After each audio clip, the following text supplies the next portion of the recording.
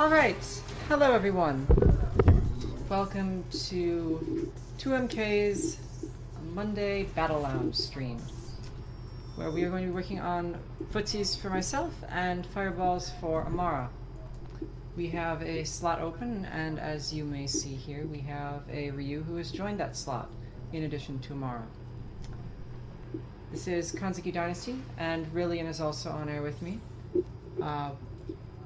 This is being restreamed, of course, at our channel 2_MK from my own personal channel, Kanzuki Dynasty, as usual.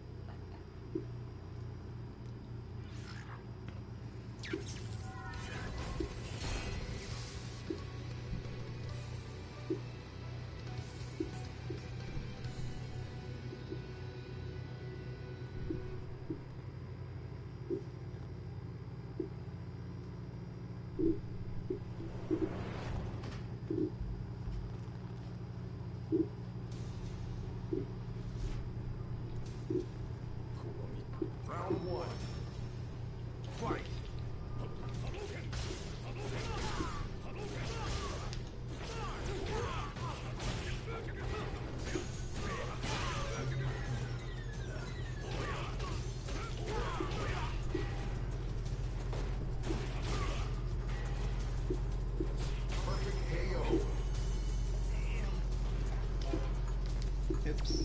Round two. Fight. That's not dash.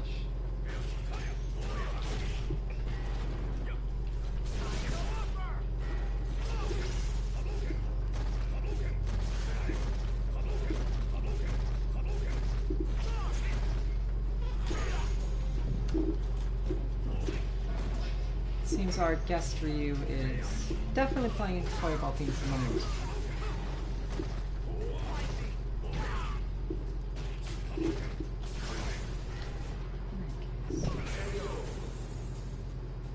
I have, while we get going here today, I personally have been starting on an additional version of our Chun-Li bot. And so, I'm actually going to be playing Chun-Li today rather than my usual Karin or Cammy, simply in an effort to get a little better feel for the character and try and figure out some of the things that need to go into the bot. Since I am missing a certain, well, side of the character, more or less.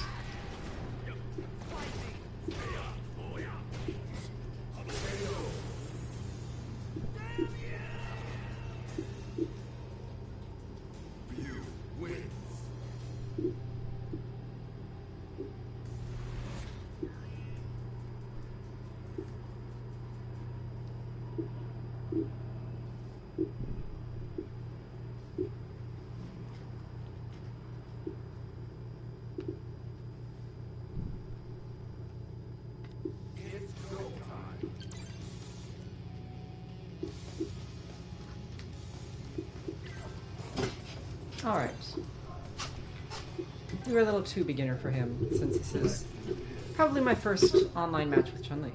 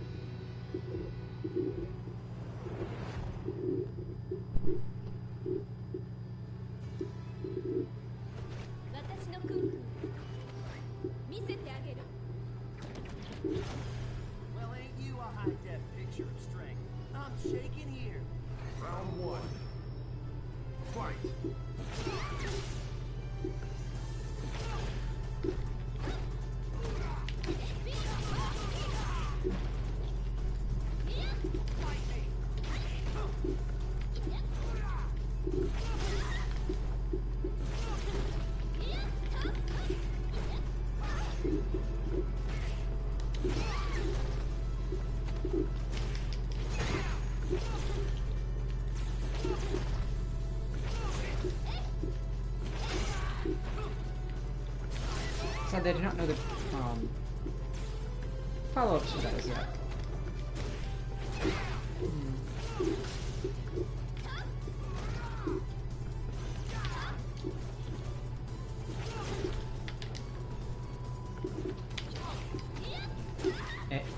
Right.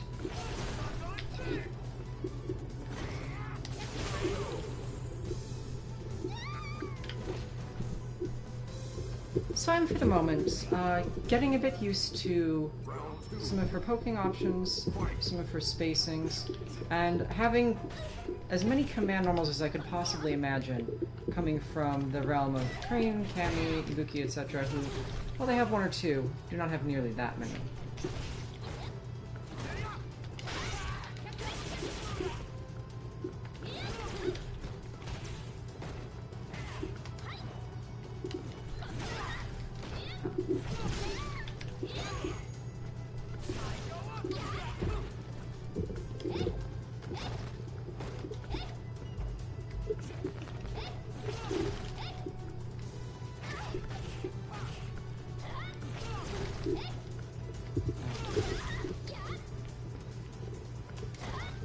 Especially back command normals, I'm very much accustomed to.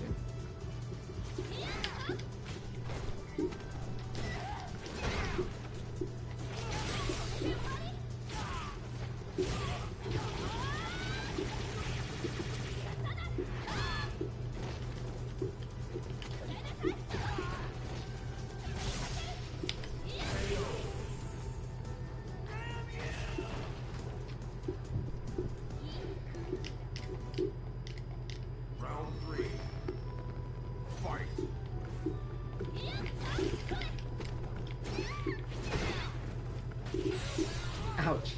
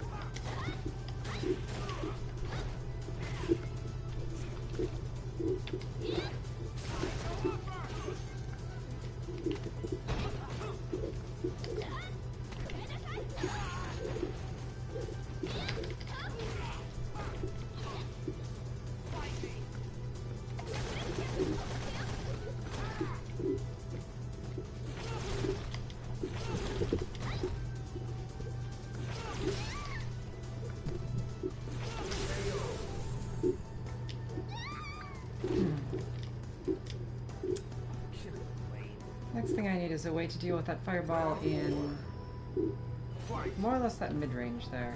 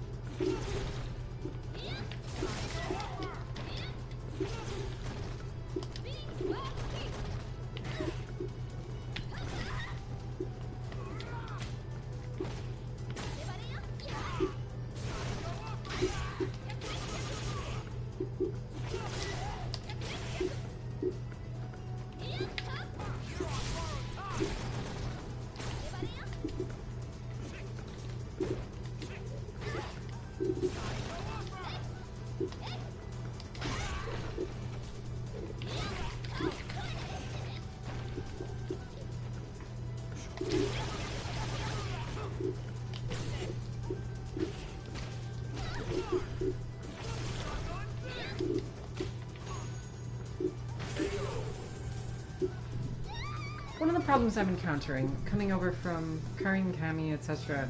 is that for poking my, or at least near poking, one of my strongest habits is the crouch medium punch. And for Chun-Li, that's not exactly the same type of move at all. Usable from much farther range, more so than the right up close utility button, more or less.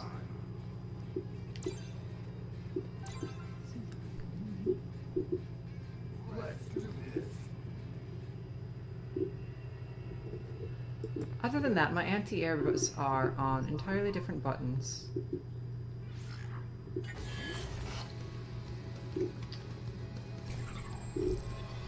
And much more specific, if I understand it correctly, relative to what I'm accustomed to. So basically for this character I have to start the process of, even if I'm familiar with generally basically what all of her normals are, just input-wise or such, I basically have to start the process from scratch in terms of learning the ranges and purposes of each of these buttons. As well as, through that, how to approach someone to begin with.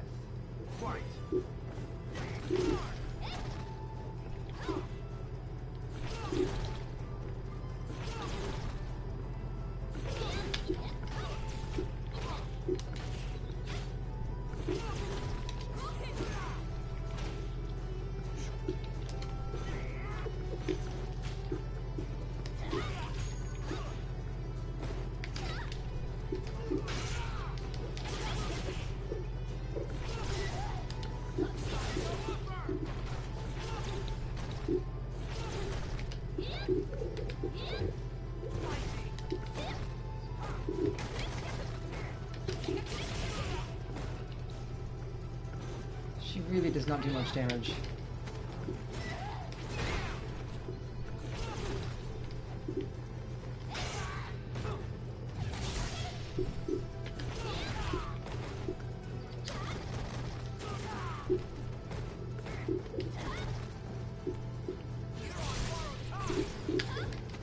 Dang it.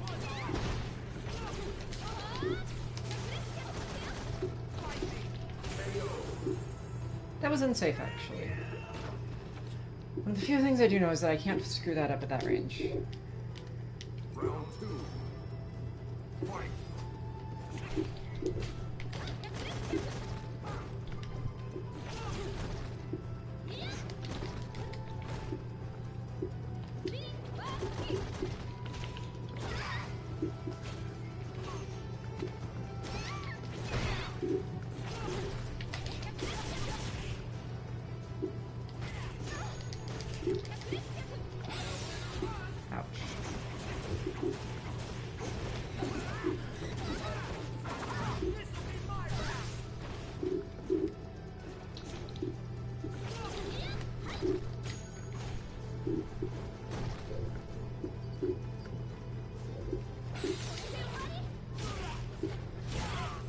Totally cheating.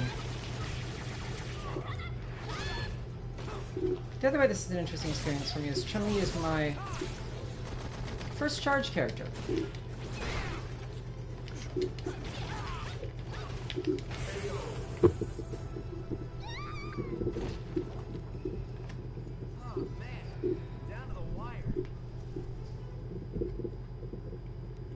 Round three.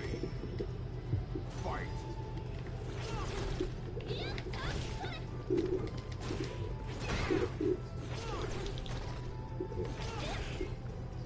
Well, that was interesting. So that is a very nice hitbox in terms of projectiles.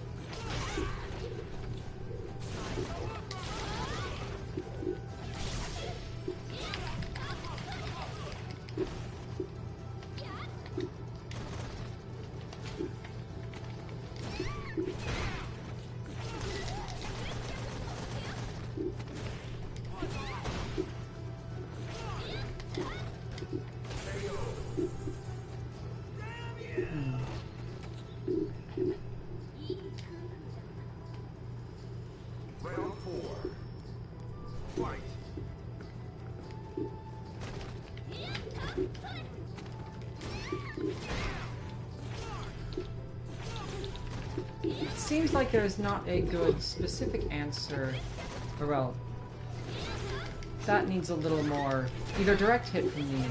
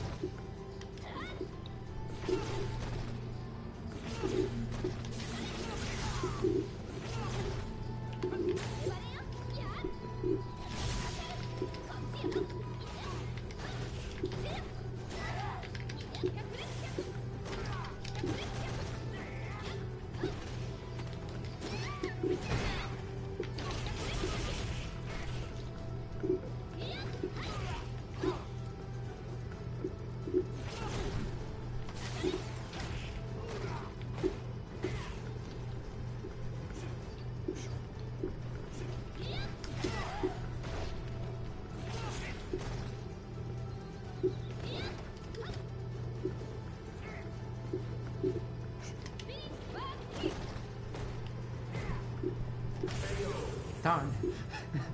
Well, Amara, being zonery, does not take the bait and does not let me EX bird her.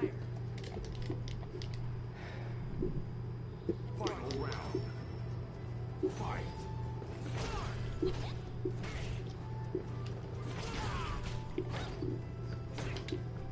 Which implies to me actually that in consideration for the bot, I'm going to need some way for her to approach relatively safely against people who are not.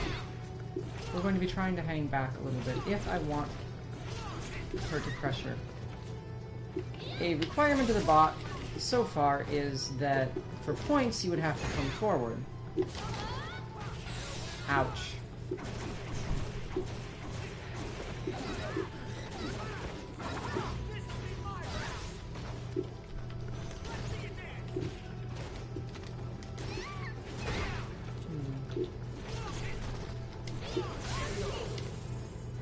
Not projectile invincible by any stretch. You lose. Let's see here.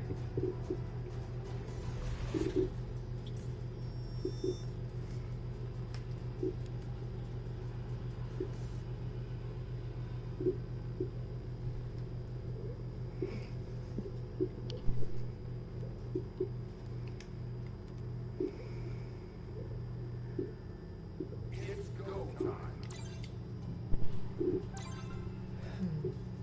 Let's do this. One thing that I've not poked at much is her light buttons, and Chun-Li is one of the few characters who can combo properly off lights. But well, my expectation, which may very well be incorrect, is that I would be looking at more so much closer range stuff, but with the speed for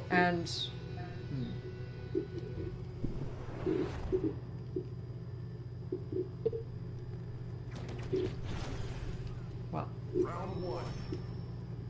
Fight.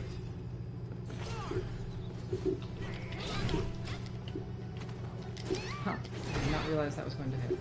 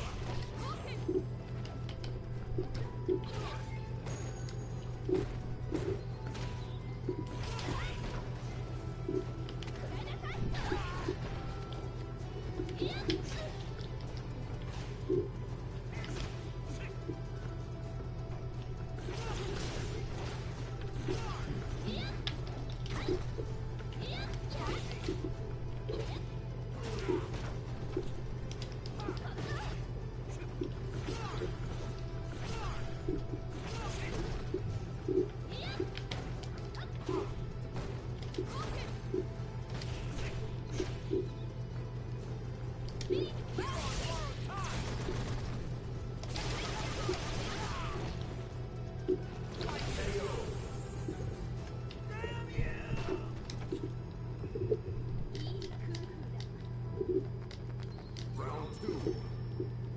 Fight.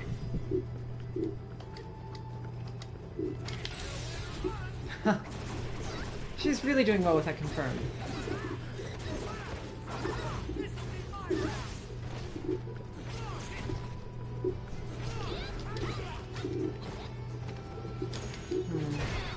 I need to learn to stop using that medium button the same way.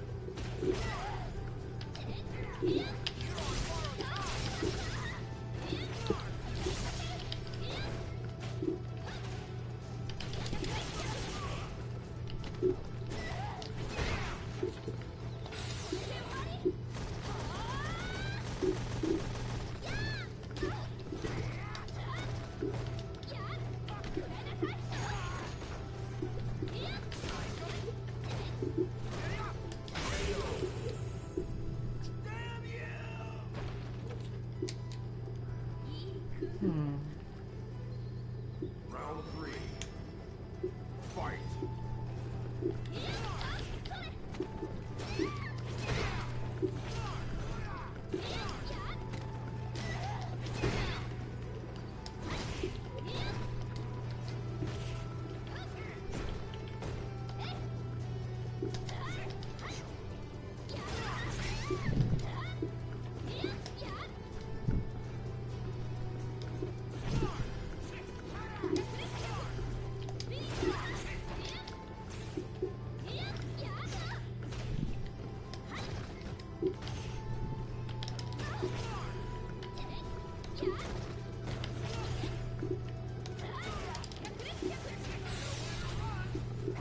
Alright. I've been spending a little too much time trying to effectively have a charge, and then not necessarily using it very well. So for the moment I'm going to go back to pure normals and see what I can Fight.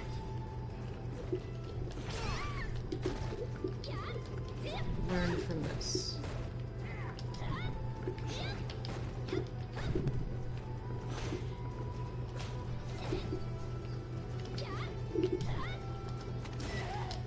Back heavy kick is a different button. So it is. Alright then.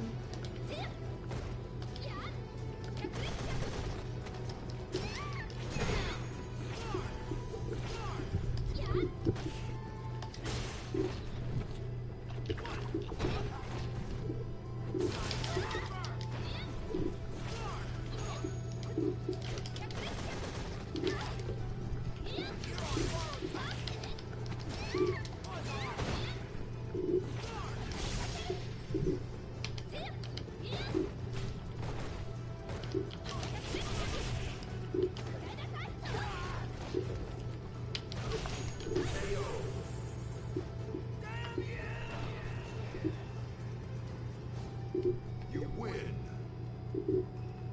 So our stand heavy kick is of no use against crouchers. Her crouch medium kick is shorter than I am accustomed to from my admittedly long crouch medium kick characters. But it's quick and cancelable. The down forwards for that are going to get me possibly sometimes because I've never had to differentiate that before. And maybe a little early some of my cancels. Oh, hello. Onyx. We have a newcomer. And Ibuki. This is gonna hurt. But I have an air throw, so we'll see.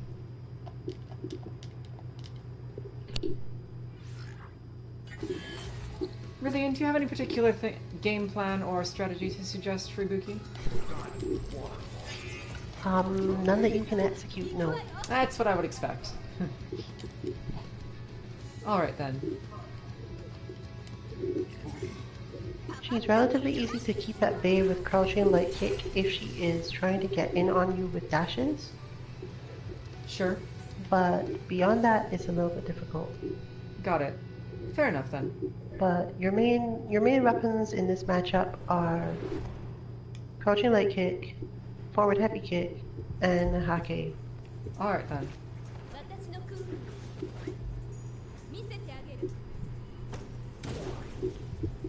Well, that would be good. I get to learn what to use forward head kick for. Round one. Fight.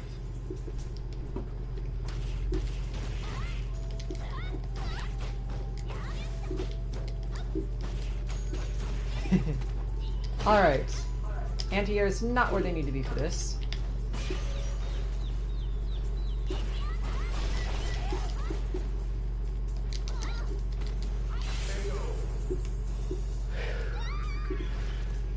Lack of charge character habits. I did not hold the button down to get the charge for the bird kick. I feel like I feel a little calmer to play Chun-Li than I'm used to in certain ways. Okay. The anti-air button you want for this particular Ibuki is that heavy kick, and you have to hit it fairly early, but they jump really obviously, I'd say. Yeah, I had figured the button out already, I just haven't managed to use it yet. Dang it! What more did I need? Ugh.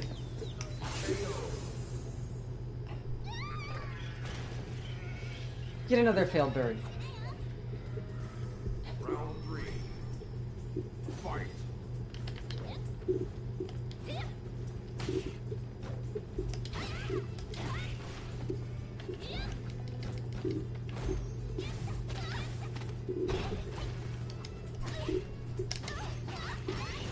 Alright, that's how you do this. Dang it. Oof, getting your reversal stuffed because your charge was slightly missed, your charge release was slightly mistimed sucks. Getting nods from the resident bison in my household here.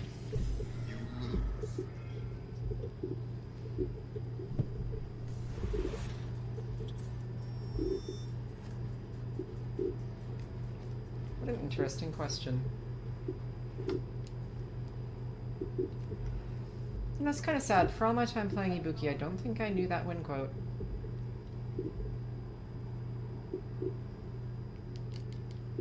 Anyway, let's see how Amara can do.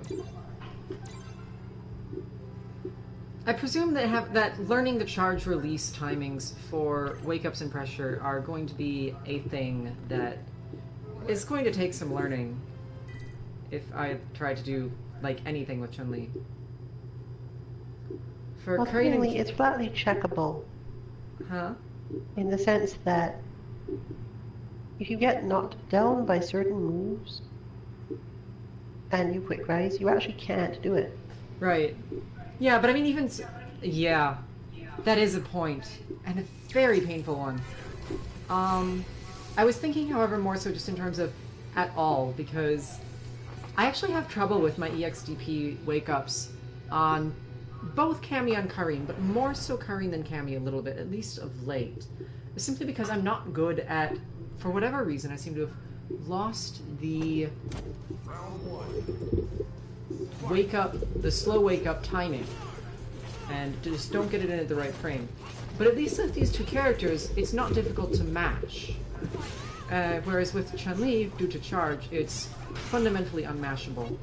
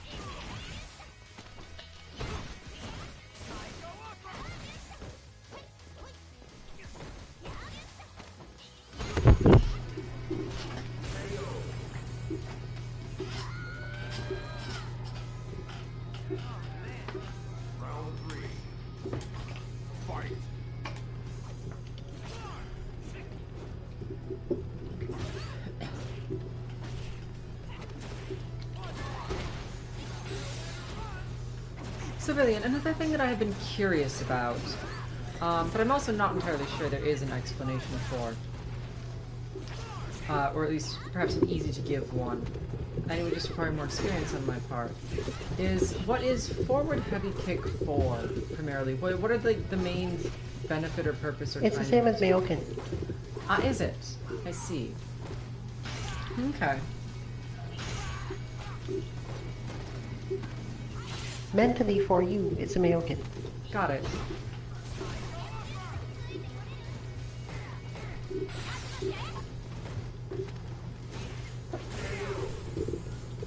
Well, that helps. Not having the forward movement type of V skill, in the same sense that Cammy or Karim do, has at one point came up as feeling a little odd to me personally. Something I'm going to have to adapt to slightly.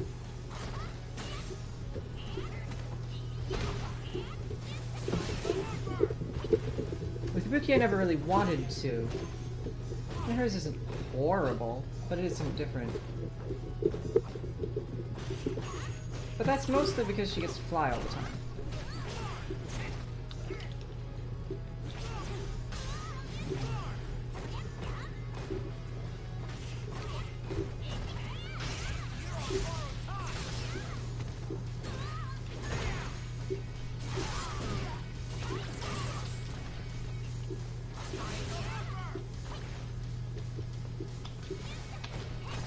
Holy trigger. Oh, no kunai now.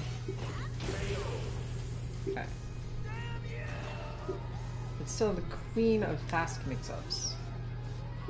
Final round. Fight.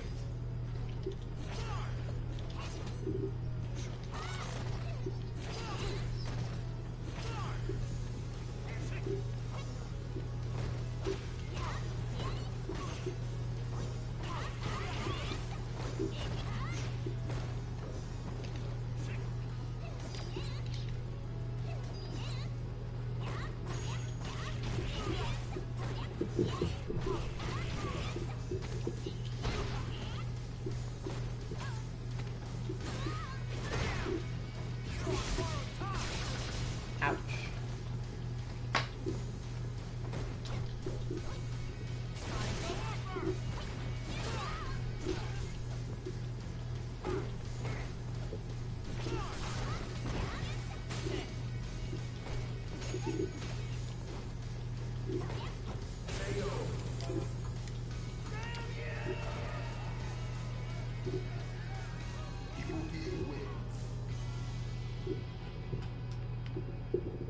Alright.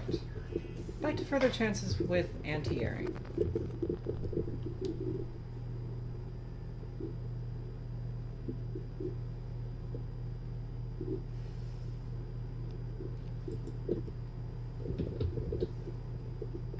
It's go time.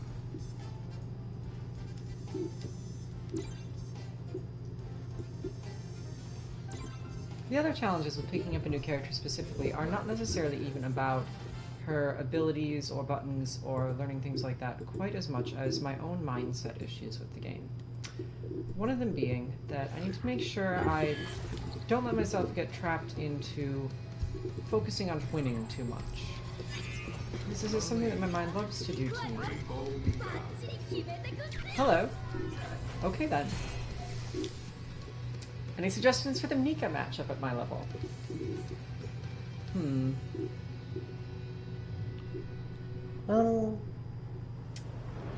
The shortest way to put it is that if you can do either instant air legs or head stomp when she's close to you, when she's like coming up for pressure, things will normally go better than if you try to do bird kick. That's all I'll say. When she gets close to you, get off the ground first and worry about doing damage after. Got it. Like here, if you get knocked down here, you should just generally be attacking by air. And if the instant head stomp is difficult, you can just use the jumping light punch you were doing before, the instant jump light punch. Alright, I may try that. I think I have some chance at the instant head stomp, but it will be a little bit more effort than obviously the instant light.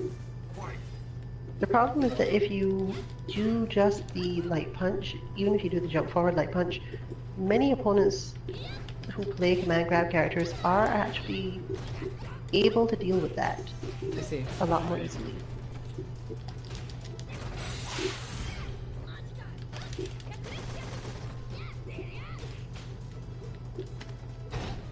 There.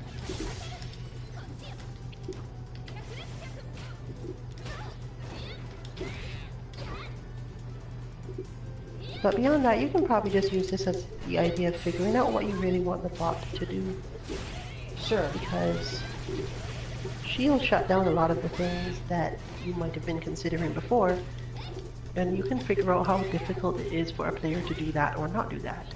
Yeah. I have a feeling that for this particular player, if I just spam anti-air, it's going to shut her down to some degree. Round 3. Well, So. Too early.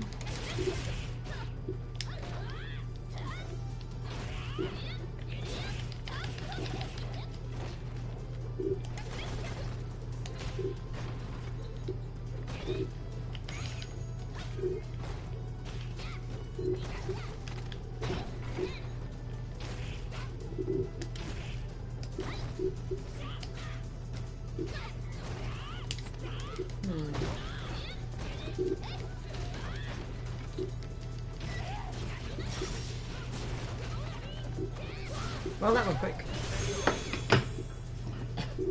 I'm considering what buttons I want the bot to try to use if you are up close, or I suppose more so pressuring and making her block things.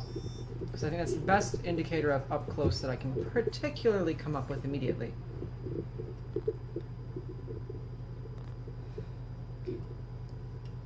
Okay, has a good crush counter, but is 7 frames.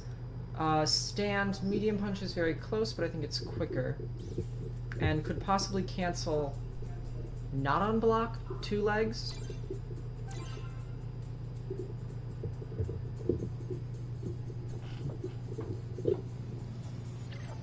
Which might also at that point allow the bot to, depending on how the input suppression comes out, chain,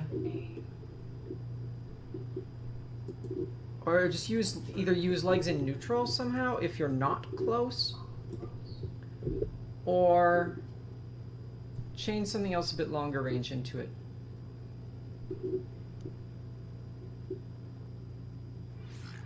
Well, I'm not sure what that would be yet either.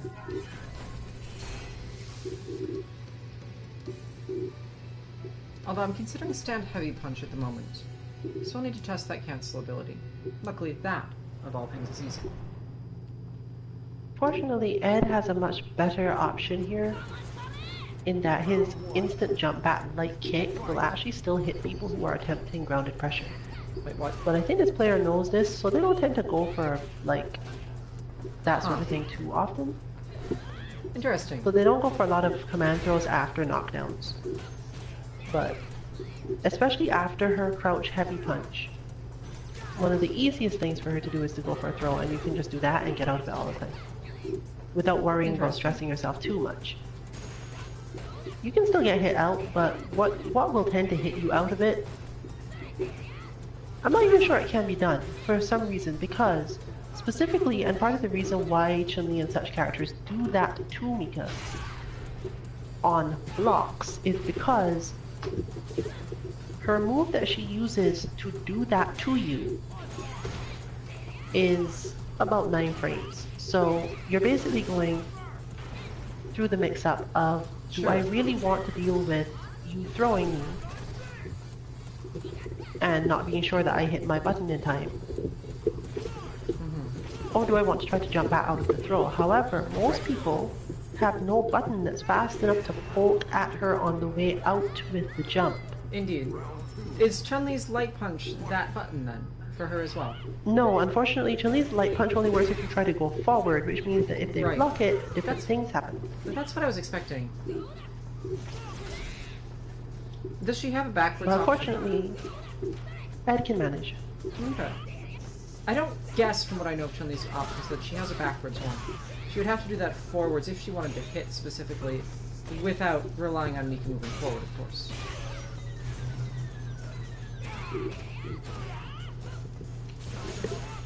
But Ed has some pretty good options. Not, like, incredible ones, but... if you're aware enough, you can keep out of that sort of trouble, which is also good because it puts Mika back at the range where the moment you see her try to move back and forward, you can throw a fireball.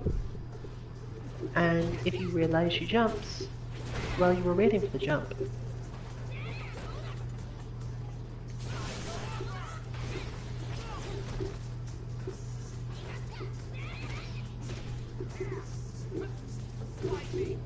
And her jumps are easily beaten by Psycho Rising in most situations without a lot of effort.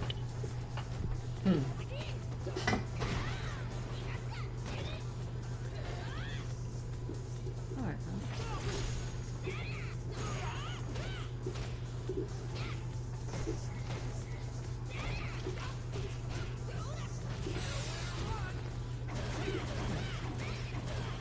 she's good at those confirms, though.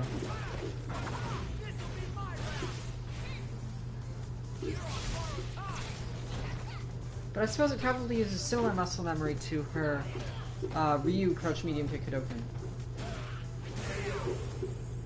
which she is trained on. Muscle memory for playing Ed versus playing Ryu is actually really different, which is part of the problem. Interesting. I would not have specifically guessed that, although I can sort of see it given that none of his moves are quarters.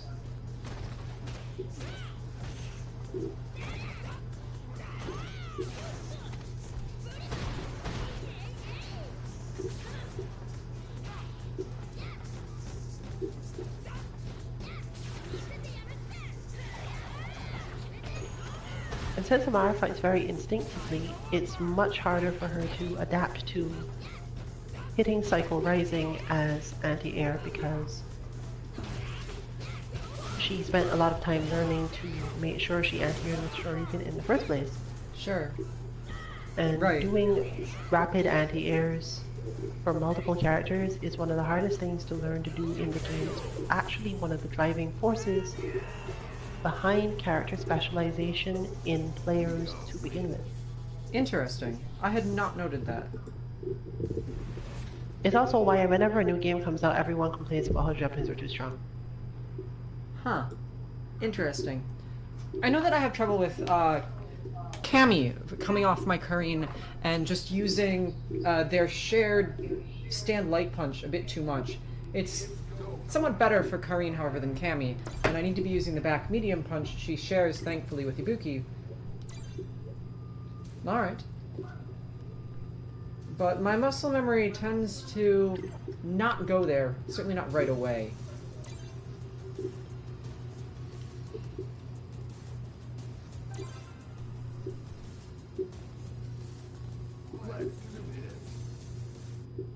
Just again because of the timing of the reaction type and having to watch differently for it. You really do need to prime them based on range before the jumping even happens. Which is not a skill that I have fully developed as yet.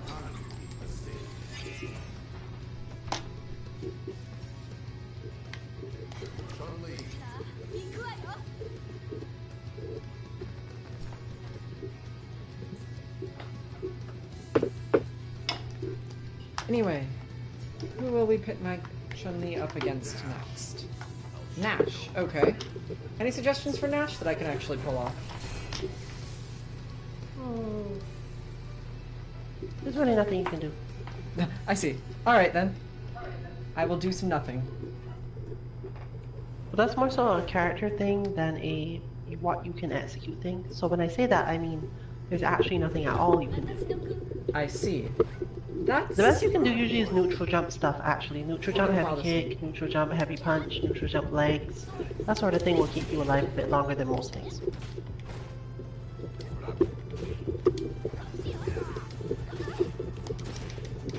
Nash by nature has to spend a lot of time getting in on people by jumping, even though he's not really that... He seems to not be that sort of character, but he has to go into the air for a lot of stuff. Interesting. but he's hard to anti-air, which is the trade-off. So you get a lot of ability to jump preemptively and do stuff to him, I see. but you have to air-to-air him rather than hitting him from the ground because his jumping heavy kick is so long. I have to air him, you mean? Yes, because his jumping heavy kick is too long to deal with normally. He's got a zoner's jumping heavy kick basically. I see. So that will be interesting then.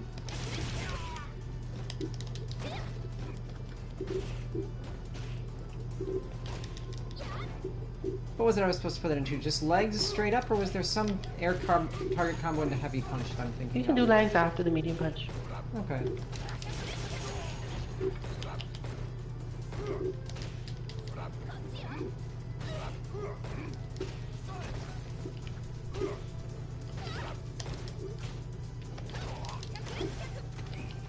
Gone. And of course you have air throwback, so there's that for when things are too... Yes. And you saw me attempting it earlier, I think. Although I didn't do it when he actually ended up jumping. Suggest you stay down. I do love my air throws. The air throw one is for more so the cross up. I see. You just jump so neutrally and grab him on That the would be a tail. straight up air throw rather than something else of the sort. Yes. Okay. So right there, for example, it would work. Because he has to That wait was rather long to definitely hit a that crouch medium. medium punch moment. Not a crouch medium punch, but a jump medium punch.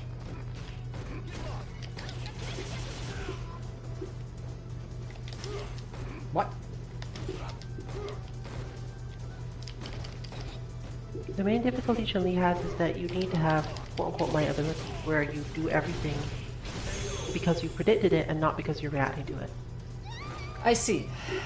I can attempt that, but I have not developed my own skill to that degree, and it still works a bit differently than yours.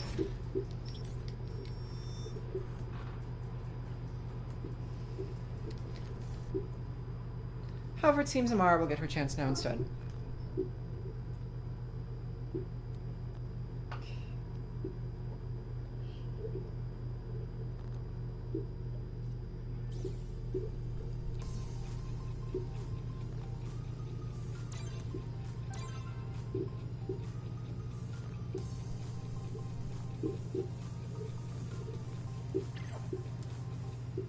That will be interesting trying to mimic, since it goes up against some of my weaknesses in terms of focusing correctly on the match.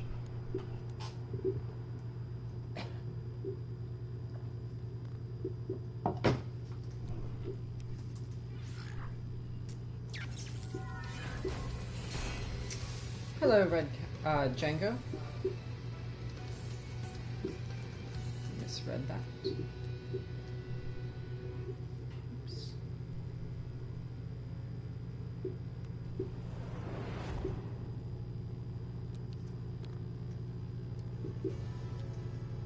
Round one.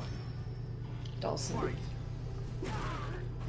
This is likely to be easier because the way, as I've told you many times, people who appear to play multiple characters really aren't playing multiple characters.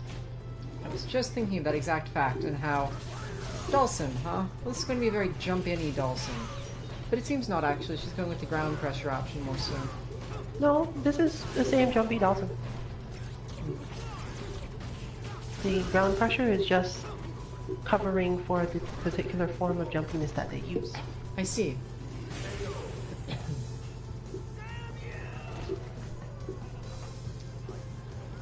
Well, alright, I'm working on learning Chun-Li so I can build Chun-Li bot and just to try and improve various aspects of my play indirectly. And Amara here is working on her Ed.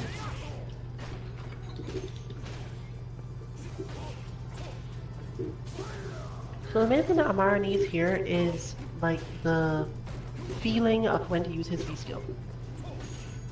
Especially the crouching one, because without it, it's going to become relatively difficult to control the Dawson player. But it's also not, again, not really in her muscle memory for doing things of this type.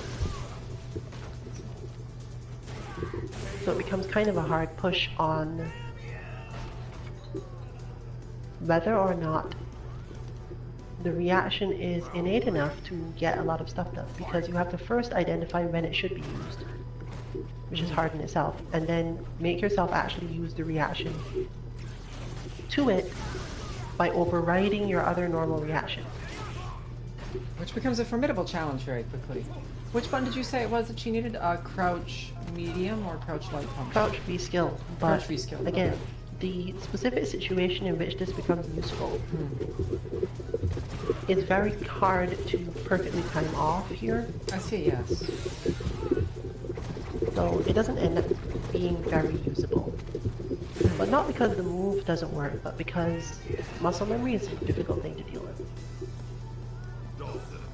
It is an open lobby, although I do believe for the moment it is full. But as soon as you see No, I don't someone believe drop- it's full. Huh? There is one free space at the moment. No, actually It is a there 5-round lobby, first to 1.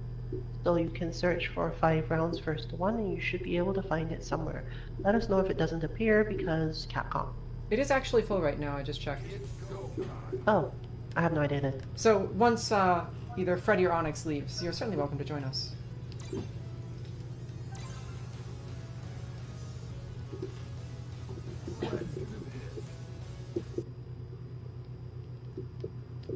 Which may or may not be long. Onyx has been around for a little bit, but Freddy is new, so who knows if he's patient or not. Yes, in that case, I'd suggest to you that if you're mostly interested in playing, that you stick around and watch the stream for a bit longer. 5 rounds, 1 tends to make people either be serious or just leave after they've won a couple times. Aha! Alright then. Jumpy Colleen. Now, the problem with this is that you are terrible at dealing with Jumpy Colleen on your own characters, so I don't think it's going to go much better here. Yeah. I can't say that I have any reason to believe it would be. Chun-Li, however, can deal with Colleen's jumps by doing air throw primarily, because the way that Colleen's heavy kick works, they have to hit it really early and the hitbox doesn't fall for a little while. They're basically counting on you not trying to anti-air it, because it will probably happen by the time you have gotten it, or you can do that actually, but that makes people adapt, whereas the jump, which does the air throw, also deals with her jumping medium kick. But again, you have to be pretty preemptive on this. Not used to this throw range either. Yes, you're used to being able to actually throw people. Indeed. Well, I deserve that. But at my current level, I don't think that I would have been able to do better. In terms of having slightly too much to focus on.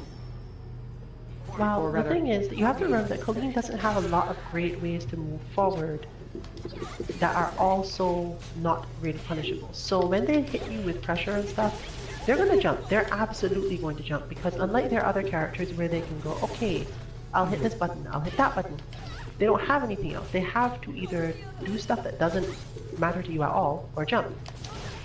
You can see. just keep blocking and prepare for the jump moment. Mhm. You have to be extremely creative on Colleen to get away with attacking people in pressure with You know what I need? buttons. I need EX air legs. No, No? it doesn't work. Darn. Starts up too slow. I see. As I said, the only thing you can do It's just the air throw, huh? consistently is air throw. Now, Alright then. for this particular player, because they push themselves out fairly far, you have more options. So you can like default to your muscle memory. But once they figure that out, you're going to have to go to the air throw. So here's my suggestion. If you can manage within one match, hit whatever button you manage to hit first when you see them going to the air. Right. Don't think about what to hit. Just hit something. Alright. And eventually, once you've gotten used to doing stuff with them being in the air, you might then be able to react by doing actual specific buttons.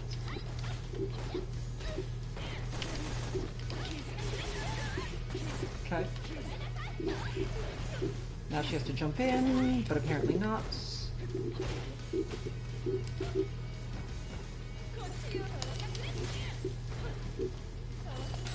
No. thank you, but you already have 2 wings. I will take this one.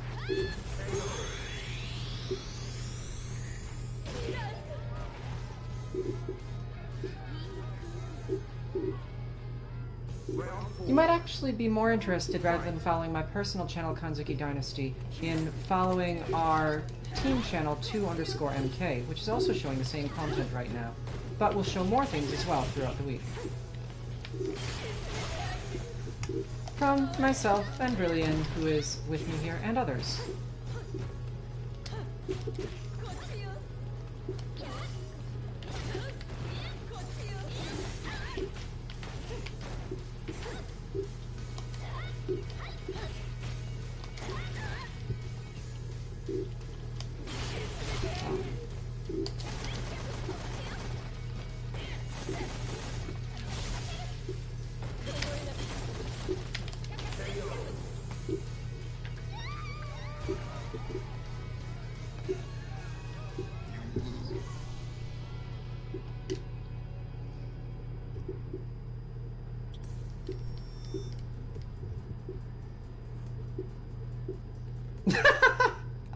Alright, I suppose that's an appropriate win quote from Colleen to Chun-Li.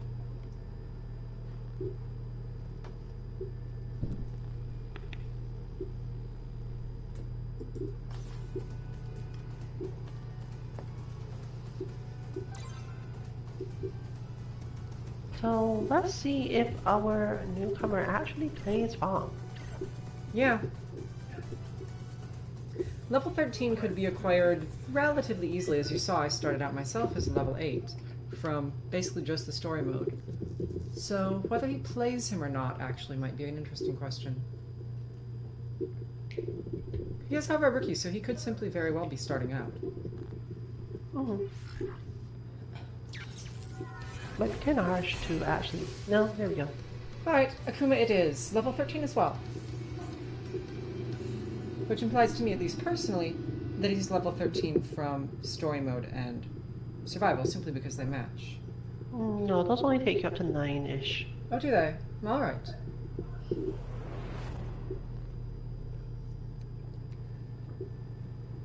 So, right. I see, the reason I assumed it might have been 13 was because I doubt that I have done Chun-Li's easy survival.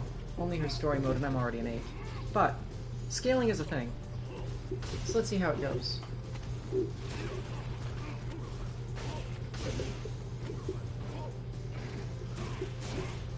Yeah, but I played Chun-Li on your account when you visited, didn't I? Actually, I have no idea. You may have. Pretty sure I did. Alright then, that would solve that question. Because I would have probably finished her Volume 1 trials. Okay. That would have given it actual levels. I see. All the setups. So, let's look at this from the perspective of actually learning something out of this just by watching them. Sure. The Akuma player here isn't actually using basically any form of footsies whatsoever. The Akuma. Sure. Which is fine, because Akuma's not really a footsie character. He doesn't have a lot of long poking buttons. The problem is more so that they are also not specifically respecting the Dalsim's player to do it.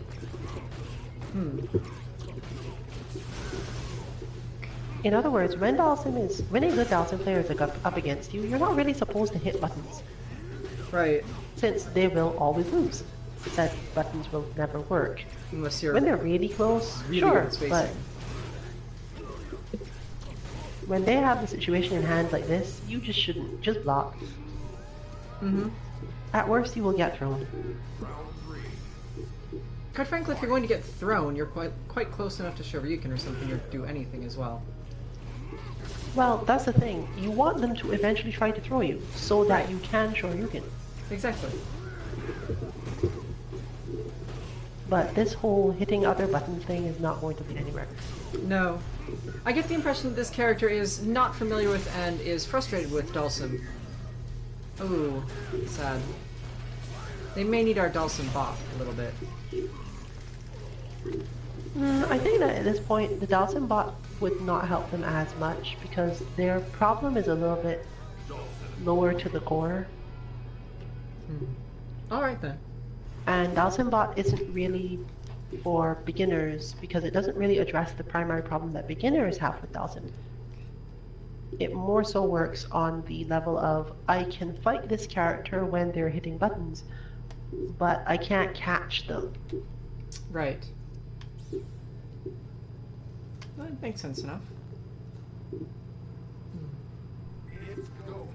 Alright, and we have space in our lounge. If you would like to join us, you can search for a 99-second, 5 rounds, first to 1, with character select And on. in the meantime, you two should probably have a match, since Onyx seems to be taking a break.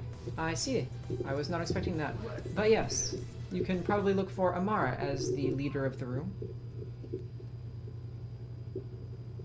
So there's your chance, Jenga. Join up.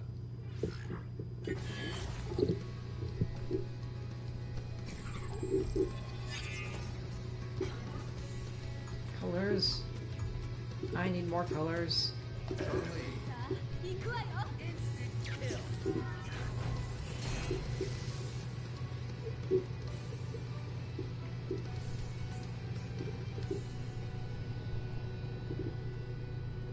So the main thing that needs to happen between this spacing is for Amara to decide what buttons she wants to use to do Psycho Rising.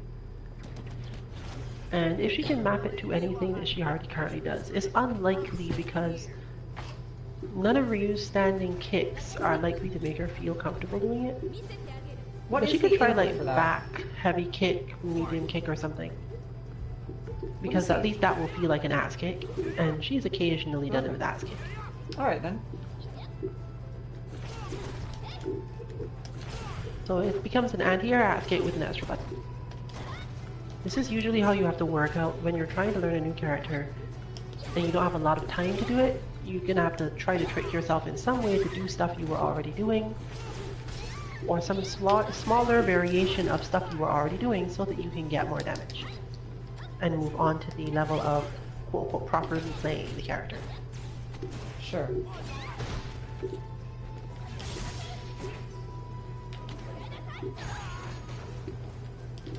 Similarly, for example, I don't know if you're aware, but she can and sometimes does actually do his Psycho Spark by doing a medium punch Hadouken, because the fact that it comes out as a forward motion by medium punch only means that if you do it either coming from a charged character or do it when you are effectively playing a fireball character whose fireball ends in forward, in both cases you actually have the same motion. In this case, the forward is the last part Indeed. of the motion, and it causes the Psycho Spark to still work. Yeah, so you can just cheat. The fact that it doesn't need to be there doesn't mean it's going to hurt by being there. The problem with the use of the V skill as the anti-air, if that comes up as a thing she intends to do, is more so that she's trained to hit on the timing of Ryu's parry, and that doesn't work here. For the anti-air V skill. So that will take a while longer to get into and probably isn't going to be a thing she picks up quickly based on that. Similarly for you, it would be easier to deal with playing Chun-Li if you were really used to hitting standing medium punch on Karine or Cammy, but see. as you don't, it's sort of stressful, and you'd probably not hit neutral standing medium punch even if you did. Indeed. But you'll be surprised the number of little habits that click in that need to be redone per character. For example, My poor crouch medium punch. that, yes. Also, actually, if after Ed's cycle upper, she is supposed to be able to dash in and hit you, but again, with Ryu, you're not supposed to do that because you will end up negative if you dash.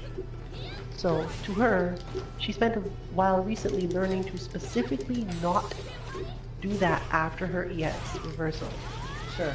So And now she'll to pick redo up another that character again. where that's what you're supposed to do. Fortunately, I mean, you don't really lose anything on Ed if you don't. He's a good character to be played zoning-wise, realistically and so on without much effort there. So it's not like you have to do it.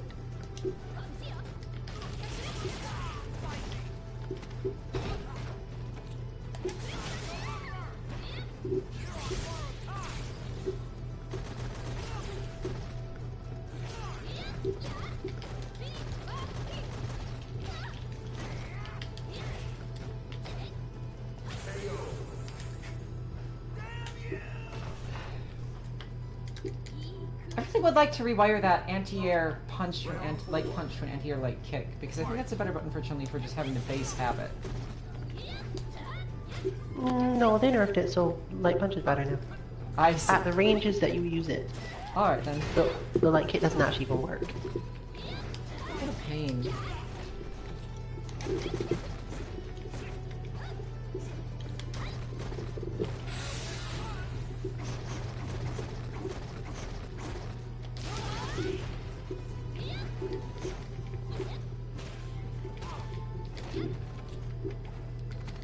Wait.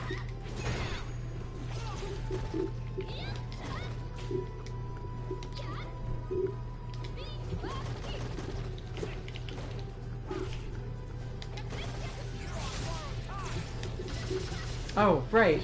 Well, I don't have anything to compare that habit to.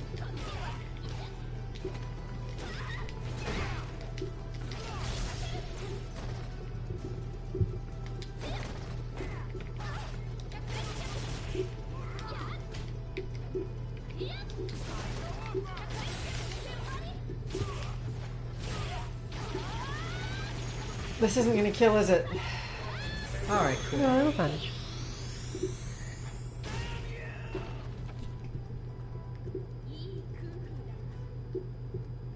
Final round. Fight.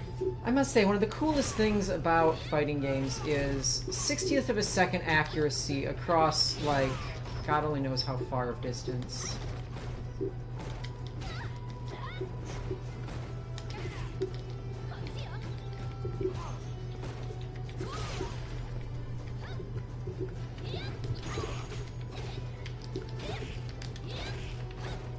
Yes, after all, they originally they didn't even think combos were going to be humanly possible, and now it's like basically expected. Now I'm not it's sure the if it's basis the of... fact that they're expected, but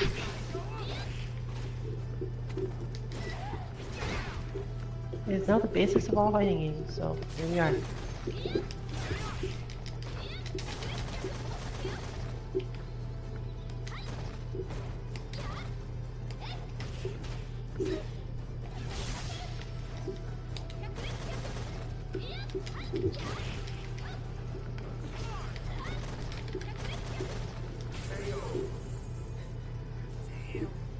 There. Finally did something. You win. There. I really do need to use that medium punch a bit more. But, yeah. Especially the fact that the neutral one is shorter and different than the forward and backward one's a little weird to me.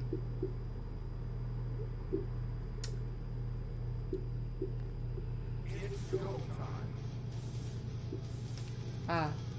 Django, did you have any trouble finding our battle lounge now that it has a slot open for you to join? Let's do this.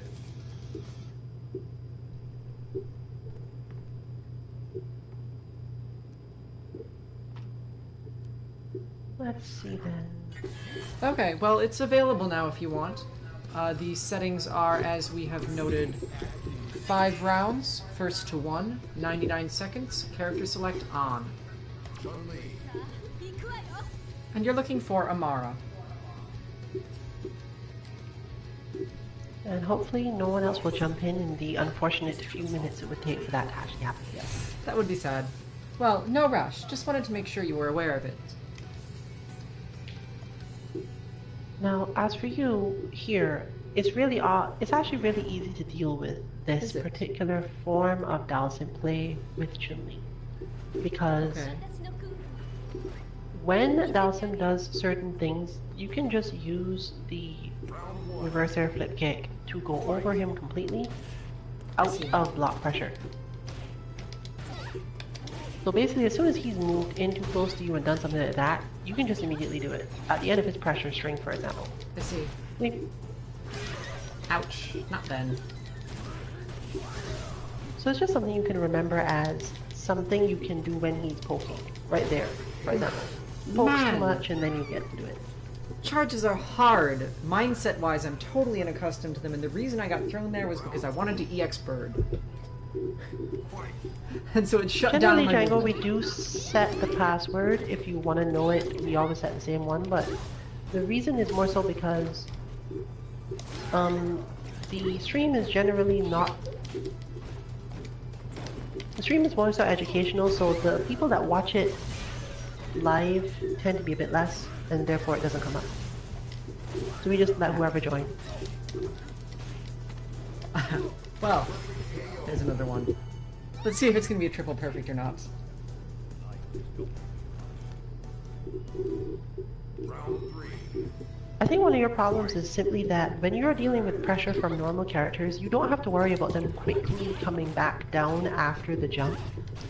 And that's what ends up bothering you here. For example, you try to hit buttons to get out of this pressure, when you wouldn't necessarily do it on your other characters.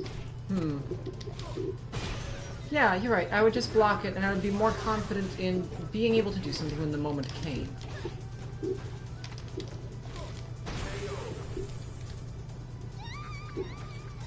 But I think because that confidence is lacking due to not knowing my options very well, or being used to them, I end up being, I guess, I don't even know how to describe that.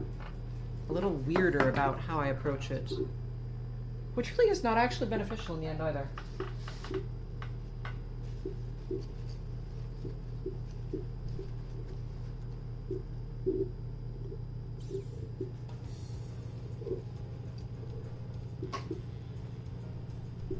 So far, so good. Bingo! Alright, welcome to the game.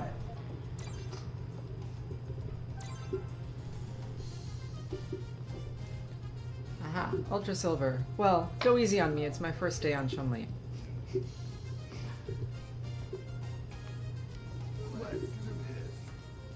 this.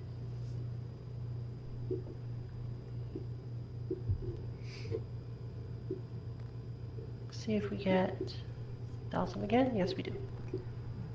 Now, the main way that Ed solves the Dalsim problem is actually really simple, which is why it's so beautiful. All Ed really has to do against Dalsim most of the time is either bat jump or bat dash and then do Psycho Knuckle. Because it's not that it will get you through everything. In fact, a lot of the time you'll get crush countered. But the amount of things it will stop Dalsim from doing and how it will change the way that the person thinks about the game is really different. The problem is that, but that's a matter of understanding how to defend when he comes out of teleport, which is a different matter altogether. The problem is that you can't do it while the Dalsim is still in limb range. You have to actually specifically aim to get out of limb range, then do it, because Dalsim can't move forward into limb range quickly on his own. He can either teleport, and if he does that, then Ed will quickly move away from him. Or he will attempt to throw a fireball or to stick out a limb based on him thinking you're going to come in, but he doesn't know how long you're charging it. And fortunately for you, his Ed's standing heavy punch, if released slightly early, is also a crush counter, so you'll just end up hitting it first.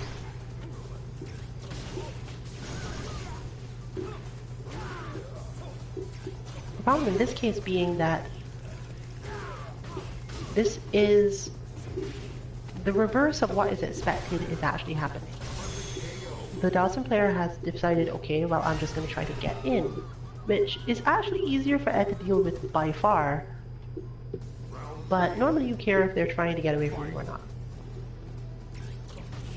Ed can deal with this really easily because of the projectile invincibility on Psycho Rising. You can just literally see Dalsim coming, or see Dalsim try to put you in that mix-up, and just Psycho Rising on reaction because. But again, this is more so like stuff that Amara now has to process in a very short space of time, and then execute. So it's the usual thing, as I mentioned before, the bingo card. You're collecting matchup knowledge. And then you have to add all of that to your muscle memory, which cannot be quickly done for most people. Indeed. There is a trick to do this that makes you flatly better at the game faster, but you have to overcome a lot of underconfidence in certain issues in order to get it done. I see. That lowers my chances, personally. What is it? Or is it... Well, is it basically, when you stop caring about whether or not the actual outcome of the thing is relevant and only whether or not you did the thing at the right time, it's much easier to focus on getting it done and the associations required. If you just discard the success or failure part of it completely because you don't need it for anything. Sure, just make the It's attempt only at the extremely execution. technical characters that need it. I see. So make the attempt at the execution. Don't worry too much about whether the execution comes out, only whether you did it at the time that you wanted to. Yep. Alright. And if it fails to work, especially if you've gotten advice from a higher level player who has perfected it, there's really no... It's very, very unlikely that they told you something that isn't possible, or even something that you can't execute with some practice. It just probably means that you have to practice a little bit more at the beginning. Indeed. Oh dear, Nash.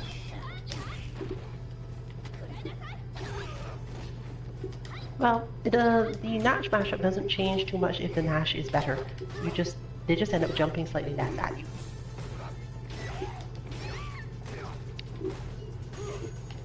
Right, so you have to worry about the stand heavy kick. But the stand heavy kick from Nash is not really a threat if you continue to block.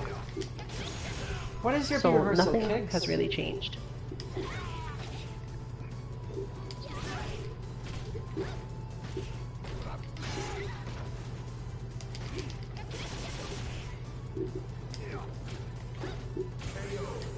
What is the V reversal? I wanted to get away from some of that stun bar, but I didn't know what to press. Same. It's kicks? Alright. No. Wait, Karin's kicks? No. Sorry. Oh. No, it's... Oh yeah, it is very similar to Karin's, isn't it, actually? So, okay. Fair enough. Yes, Karin's is punches. All of my habits for jumping in on things. All of my habits for poking. At least I can rewire that one to medium kick, but still.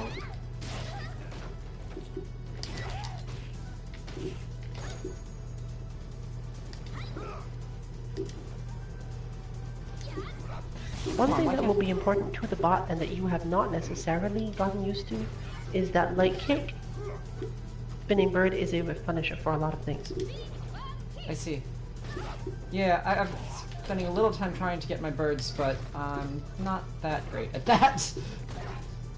Well, I mean it in the sense of, I'm trying to give you something that has the same... Sure. The same thing we were just discussing. Basically, you are crouch blocking for a certain amount of time because your opponent is poking at you with buttons. The moment you see one of their buttons whiff, just like bird kick. Right there, basically. Alright. See? Right there, for example. And usually, against many people, you can wait long enough to do that. And as you can see, the execution for when it fails you is not so terrible. So the I am under pressure, my opponent is pushing me out with buttons, that you can just do that. Yes, occasionally sometimes your opponent will be ready and hit you with something like that, but most of the time they're not expecting you to do anything because nearly nothing else will reach. And they're not used to playing against characters where it will reach, so it doesn't come out.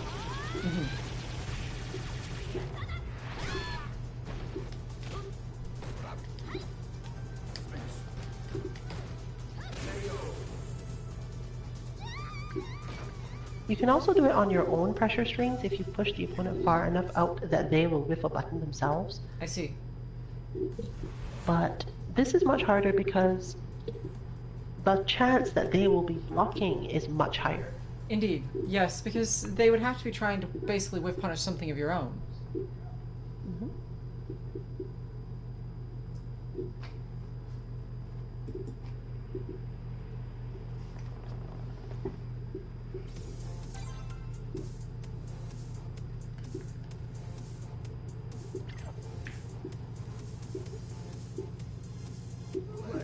But Django does seem to be simplifying the game. I wouldn't say he's necessarily going easy, just using less tools, which is the normal way that people He did work say that on he this. did say in response to my not incredibly serious comment. He did say that he would go easy a bit, so he probably was. Now here's a matchup that probably is going to help Amara a lot because this is the quintessential match in which Ed needs to very specifically use his fireball a particular way. And it's the hardest match to use his fireball correctly in because you have to start to mix up between the fireball and the charged V skill.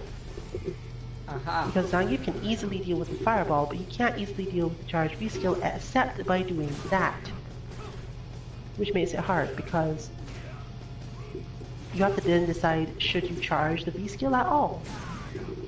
It becomes a very projectile-based round game, but at the same time very hard to actually deal with anything.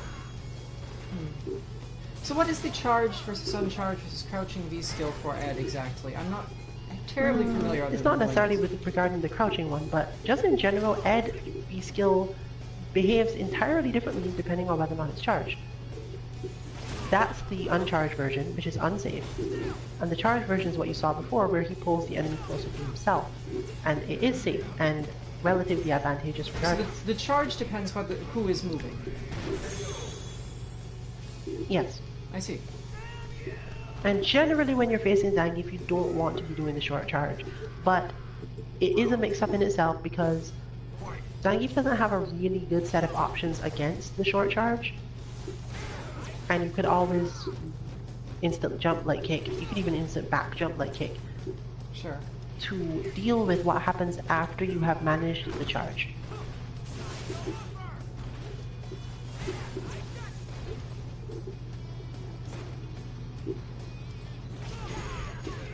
He's also relatively susceptible to that one, but only if you are sure that he would have hit you on your jump in. So there's a lot of specifics to this match, and it helps a lot because Ed spends so much time figuring out, okay, what type of Zangief am I fighting? What do I need to pull here? What buttons do I need to focus on their side to try to deal with? Sure. But he never wants to be close ever, so it gives you a lot of practice in what you hit and when you hit it.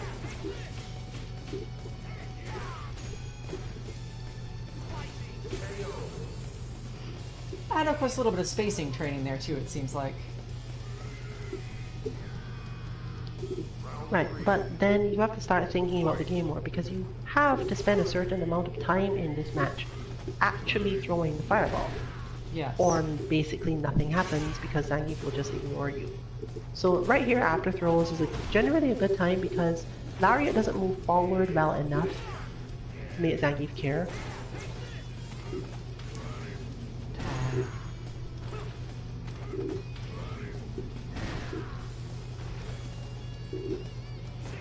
So once you've hit him or gotten him out with something, generally, since the skill won't work anyway, you might as well just throw the fireball then. But then once that first fireball has been thrown, then you have to gauge a lot of things and try to decide very specifically whether you want to throw another one or if you want to try to reskill stuff. The rest of the match is relatively simple, fortunately, but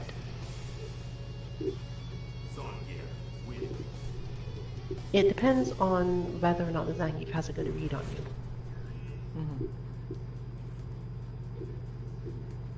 Because he does have a lot of good ways to hit you if you do go for a back jump like kick.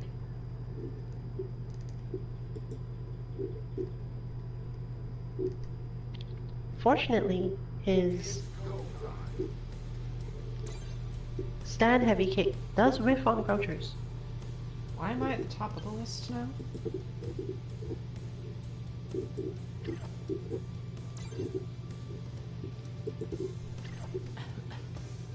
Alright, it looks like he wants to take a break for a moment, so we get our own match, it seems. Let's do this.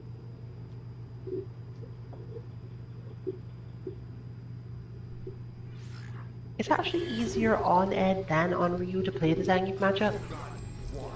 At least lately. Why? Mostly because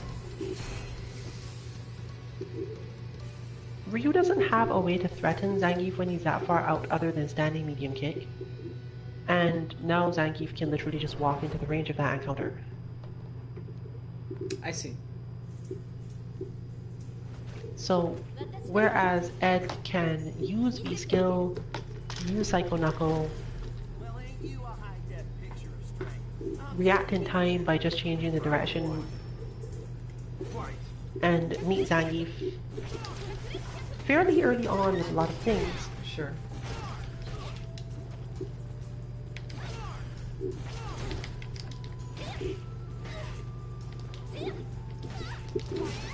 Okay.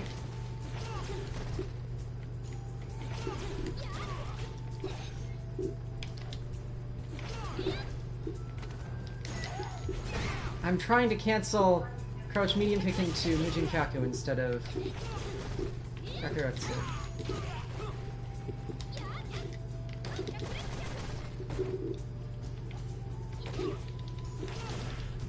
Well, Chun-Li is closer to Cammy than she is to Karin, so... Alright, actually that's good, yes. I will cancel it into Spiral Arrow instead. And that will probably easily adjust in my mind. Round 2. Fight.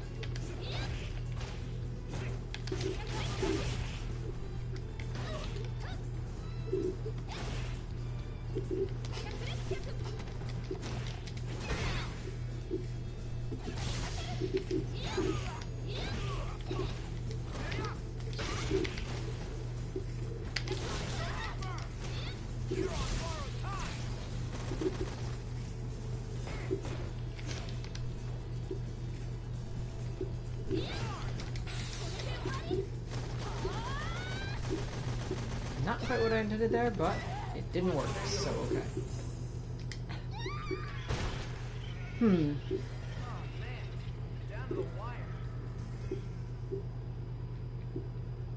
Round 3. Fight.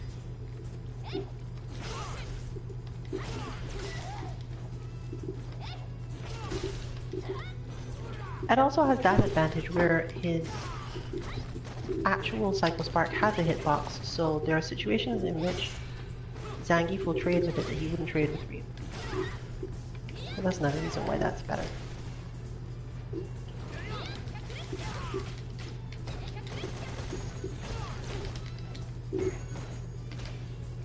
I wouldn't go so far as to say it's worth switching for the matchup for most people, but Amara might find some success in it based on the type of Zangief she has to go up against eventually.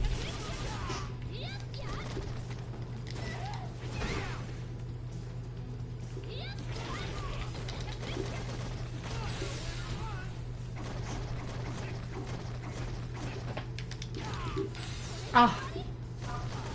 Damn it, that was... I used the heavy kick to launch it, but that was supposed to be a crouch medium cancel. And that would have both gotten me the meter and...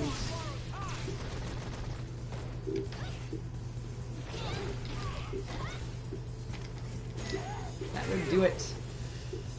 Throws, throws, throws. Except for Chun-Li. Round 4. Fight.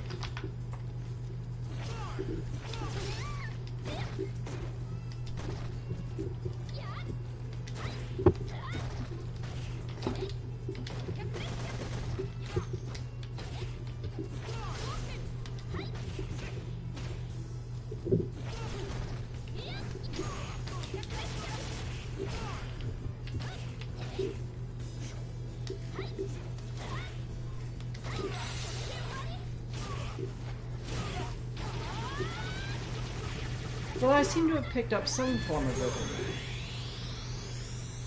rather than being completely muddling with my buttons.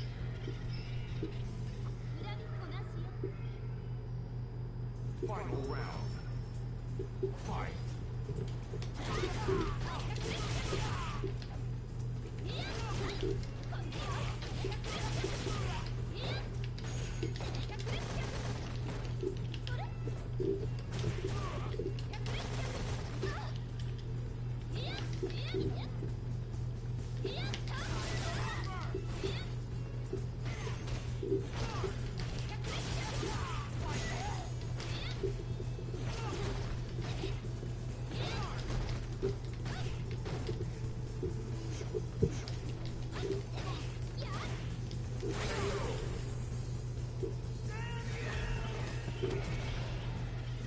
You win.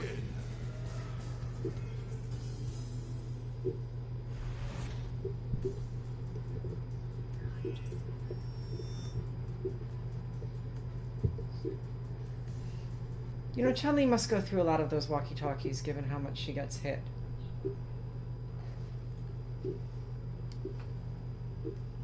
And you don't know, it could be a Nokia. Huh? It could be a Nokia model. That's true, and I would expect that she probably did get a Nokia after the first time or two. Let's do this.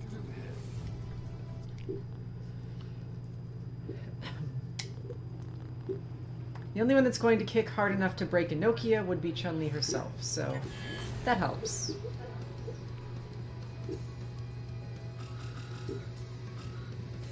Chun-Li.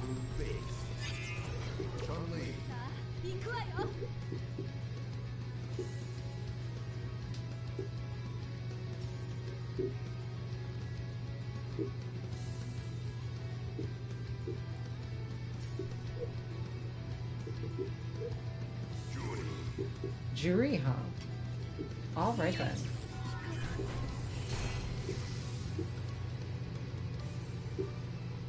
Any tips? Right out of the gate? Truly speaking, this matchup is terrible. Alright. Now, they argued with me a lot the last time this was mentioned, but this matchup is terrible. It's primarily because you can't do anything on reaction. Beating Jury is a completely preemptive activity. Fortunately, your heavy punch button is now your best friend. In fact, I normally play this match without hitting other buttons. Interesting. I'm not even exaggerating, it's basically such that, aside from like ES legs, there's no other buttons that I have in this matchup that has any meaning toward the actual matchup itself. I'm either hitting crouching heavy punch, back heavy punch, jumping heavy punch, or standing heavy punch. And I suppose if I needed Kikokins, it would probably also be heavy punch. I see then. Alright then. Sorry all y'all rest your buttons. Gotta complain to Capcom, get yourselves unnerved.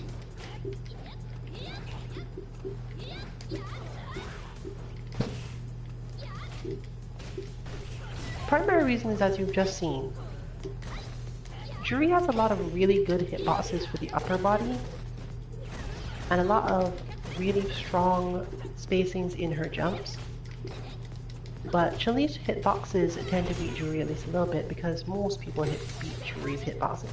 So buttons that you can't normally use because it's unsafe to use them now become buttons that help you avoid situations that you don't want to deal with and work better than they normally get to work. So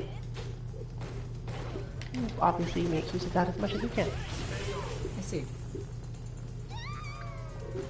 It is also because, as you can see, she's one of the characters who gets the maximum amount of damage off of punishing stuff that you could normally cope with.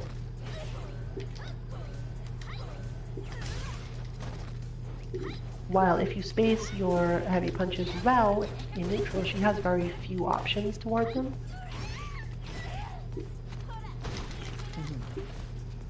So you don't generally want to be too close to Juri because she has too many advantage buttons with target combos. You can't rely on your opponent dropping anything. But you can do that, see, and she has no response. There's literally nothing. I think she can reel down Satsu or EX Pinwheel, maybe? But I think I've done that to people and had EX Pinwheel whiff afterwards, so... Yeah, as long as you just block after that, you're probably safe. Because she doesn't dash up throw either. And unfortunately for most players, that her medium kick Fuhai is not actually an overhead, so...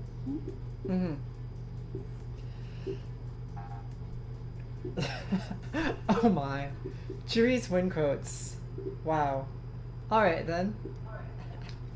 Anyway, Billy and I have discovered something horrifying. I am accustomed to backrolling by mashing double heavy kick. This puts out EX legs on wake up. What was the right way to backroll again? Like down back at the moment of fall? I don't know, I don't do that way. How do you do it? I actually do the exact same thing you do, but because I play Chun-Li, I learned to specifically hit only a certain number of heavy kick inputs. Alright, fair enough. I will simply have to skill that up then. It's not something that I would have terrible trouble doing. Well no, because you can't actually afford to. Afford to what now? You can't afford to do it. What you just mentioned, you can't afford to do it. If you use the D-pad as your method of back rolling, then your back roll will always be too short to ever have ES legs. Wait, what? Since most knockdowns are less than 40 frames, EX Berg, you mean? and you would only be able to... Yeah, sorry. Okay. You would only be able to do it there, and then you would no longer have ES charge. I see. What a pain! Ugh. Alright then. Yeah. Now the good part of this matchup is that Ed really gets a lot out of his reversal in this match. I see. Because Ibuki needs so much pressure to beat Ed in regular play that just being able to get out of stuff changes her entire game plan. The problem with that is that Ed's reversal is not the same as Ryu's. So whether or not that actually helps is going to be a different question. Good luck then.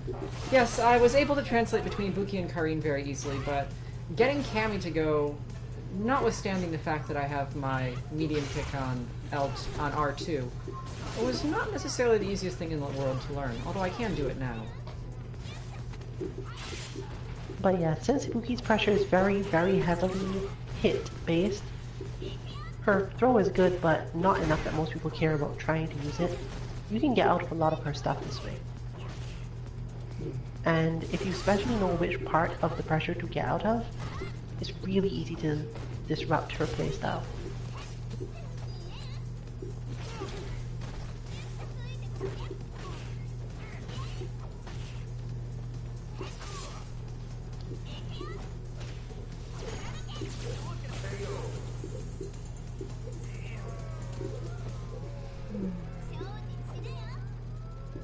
Round 3. Fight.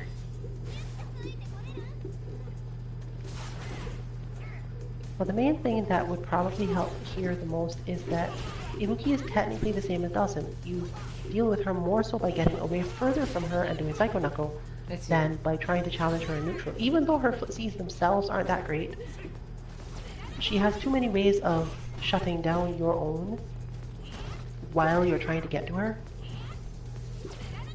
Now that's the bigger problem. The bigger problem there is that they like to respond with that, and you're going to have to sometimes just flat out risk Psycho Knuckle into ES Psycho Upper just to be safe at stuff. So it's a very mix-up-y sort of battle, but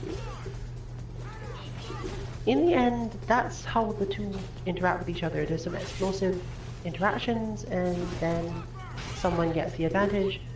Usually it's a matter of whether or not Ed can defeat Ibuki completely before Ibuki gets off something tricky. Which is her job.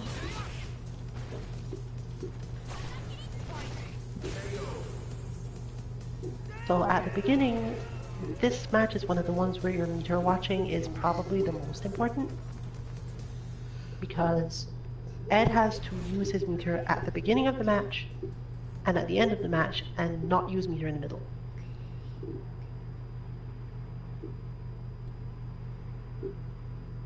Which is even more complicated in a multi-round scenario, because the reason you can't use meter in the middle is so that you have meter to use at the front. Let's do this.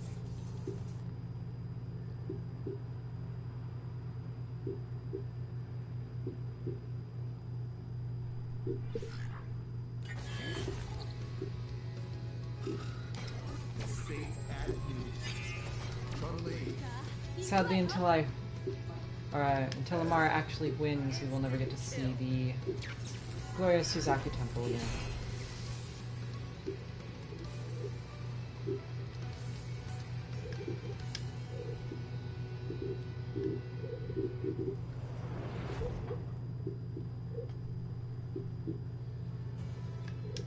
Fortunately, Amara does in fact have an adaptable combo for Ed when she crosses you up. It's just that she doesn't remember this usually, so you end up not facing it. But she can actually do most of her Ryu combo if, instead of doing regular Tatsu, she just does it as if it is ES Tatsu, which will cause the Crouch Heavy Punch to go into Psycho Rising and actually be really dangerous. I mean, does that not work? Hake into legs? Or is it just really tight? It's hard to time sometimes. Okay. But no, it does work. I will keep trying then.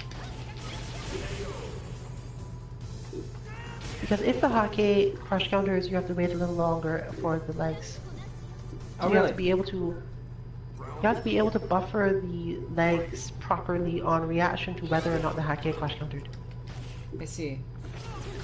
So it's one of those, like, if I'm trying to do a short but not instant Tenko. Yeah, basically.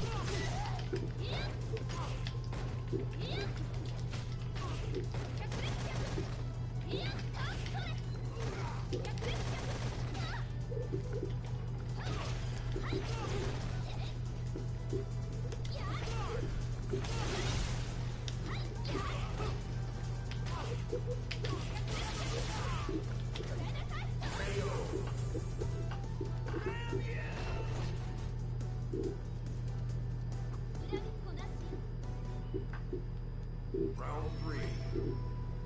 Fight.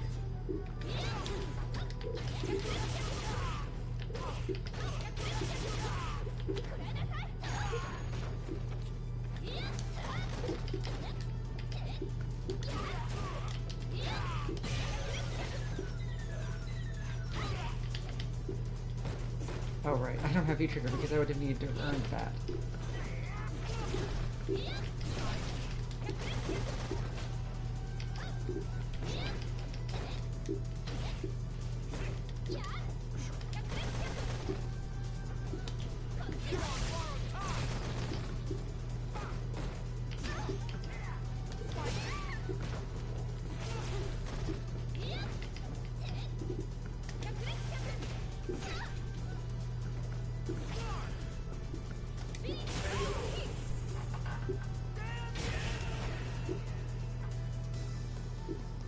You win.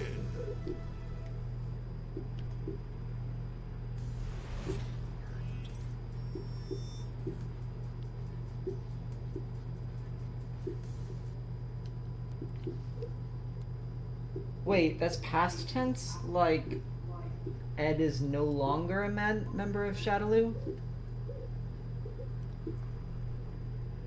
Interesting. I suppose. When we're looking at it. Let's do this. Because, I mean, if he's Balrog's protege, I guess it depends on the timelines for that. It depends on if you consider Balrog part of Shadow at the time. Also true. He is in the operation in the Season 1 story, at least. So there's that.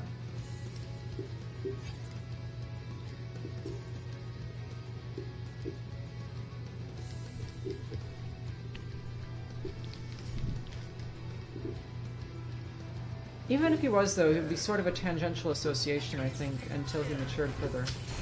Ooh, very, very green. It's like neon green.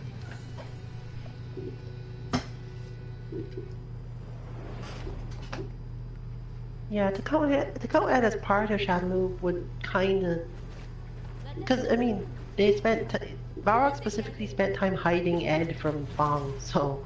I see. Yeah, I actually did not know this, so I've never seen his story. I need to fix that at some point.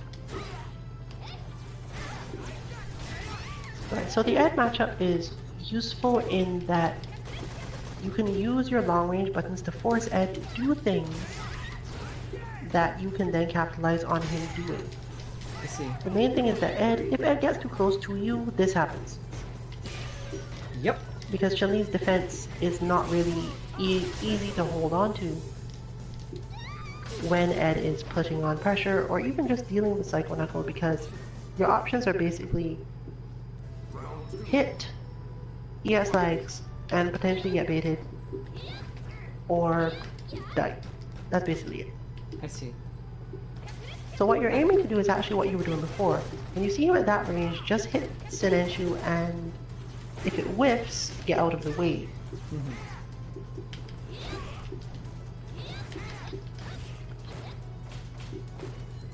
Because of that, Ed's backdash is interesting in that it's actually so good that it can cause him to somewhat defeat himself against Chun-Li specifically.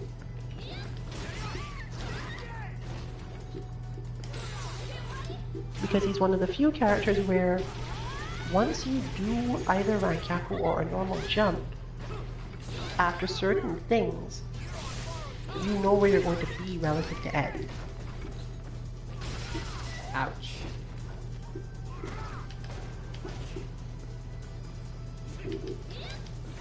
But once he's right there, you have to be fairly sure of what you want to do. Yeah. Not used to the range on flip kick yet.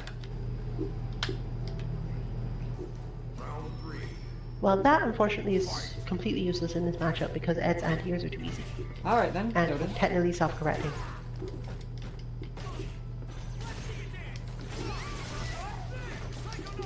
So a lot of what you're trying to do is block string pressure until Ed is no longer in range, and then flip kick. That helps as well, but not as much because that's more so for dealing with Bison than actually Ed. The crouching heavy punch. I see.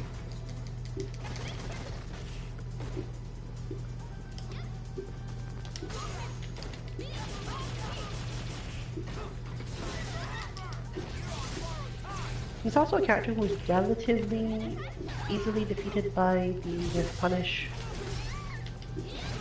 light spinning bird, but he doesn't really give you a lot of chances for it in the first place.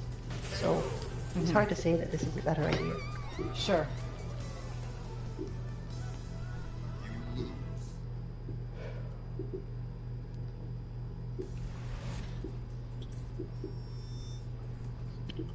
About the boots though, someone really needs to tell Capcom to fix that.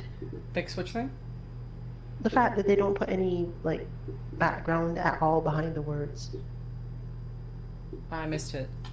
Alright. And that's partly why you missed it. Well, alright then. Fair enough. It's basically saying, as long as your character is in a bright or white costume, their win quote may be unreadable. Yeah. Well, so it is then.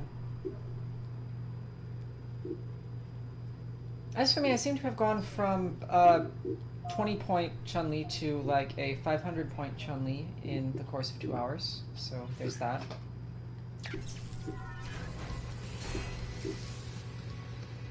Aha!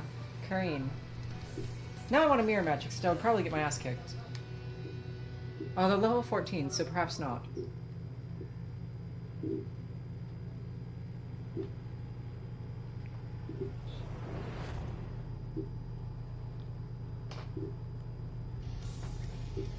I find Kareen versus Ed to be a complicated matchup. Because I don't think Kareen is too good at getting close to Ed. I don't think I actually have a lot of experience with this matchup myself. I always feel like Ed's missing a button he needs to pull this one off. Or it might just be that he needs to use stand heavy punch in neutral the way that everyone else does against Kareen.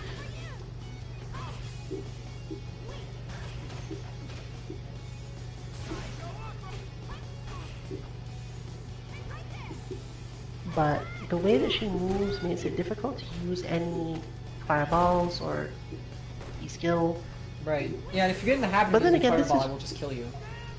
This is true for nearly everyone Kareen fights, which is why my strongest suggestion to anyone is punch her in the face. Yes. Much more vulnerable to punches in the face than predictable fireballs of any kind.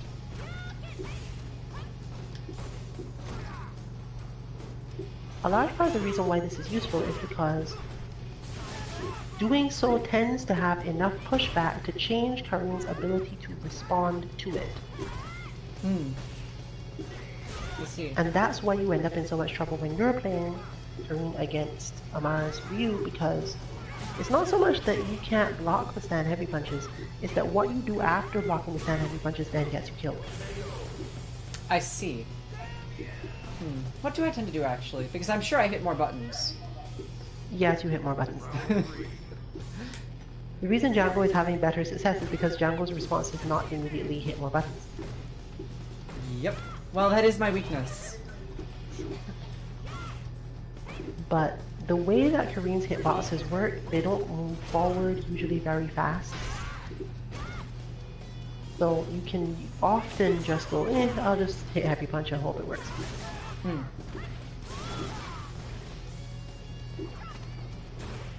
Yes, from certain ranges, Kareen does not have a lot she can do against that particularly. It's not like with punish of some sort. And once you've gotten her to care and respect the stand heavy punch, then you can use everything else Ed does. Yep. Presumably, his short D skill is actually more effective against her than against most characters because she has this tendency to move forward into it.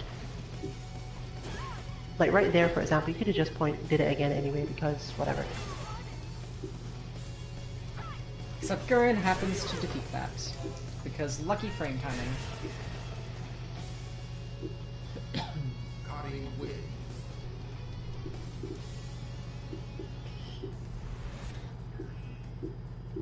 But at this point, since we are coming close to the end of stream, you might as well play Kareen and see if Django is interested in the mirror match. Alright. Yes, I'll give it a shot. So stay on, Django. It's go time. Oh, well. Not playing right away. Alright. You should actually possibly consider dropping back, since he did mention that he tends to cycle through the queue just because, if he gets there. Well, But anyway. let's do that for now since we're gonna see what happens. Django confirms that he's fine with that, so let's see if we can close out the stream with a spirited Kareen mirror match. Yes, and Kareen, for your information, is actually my main, so I'll be somewhat better than at my first 2 hours of Chun-Li. And what better place to have that exhibition than here? Kareem Kanji.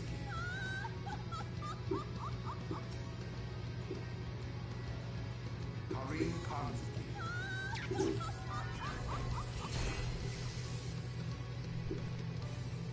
The real question would be, can I get back from Chun-Li to Kareen easily? Which I think will Getting probably back only take me a is short pretty time. easy. Right. In fact, it usually feels like taking the training weights off. It doesn't take more than a round for most people. Well, that's more or less what I figured. Because if it did, people wouldn't switch characters in top 8.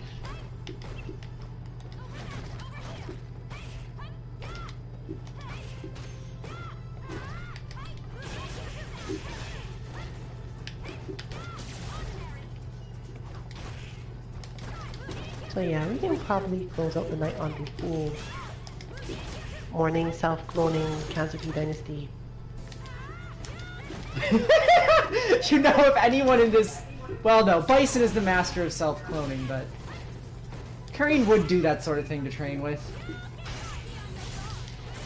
I'm sure there's a Kanzuki Ryu technique for duplicating oneself to train against. You know, honestly, I'm absolutely certain this is a thing. You don't have a whole ninja village following you without being able to do shadow clones. Exactly.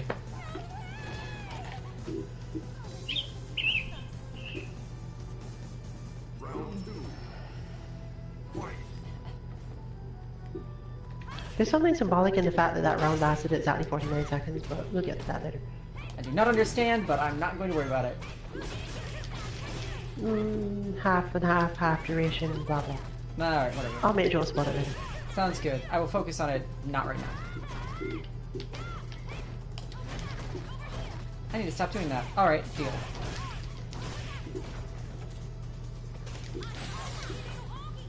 Ball! The cross up.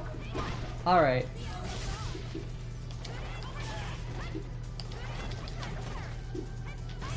Huh. I doubt the block was on reaction, but I did see him go down first. So I'm curious who it could have been. Round 3. I think input lag itself would prevent that, however. No, the input lag wouldn't necessarily. You're thinking about it incorrectly in a way. I see. The input lag, that means that your opponent did the crouch block 6 frames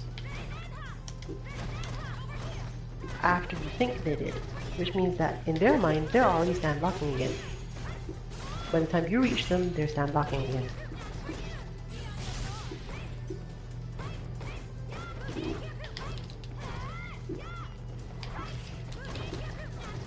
Oof.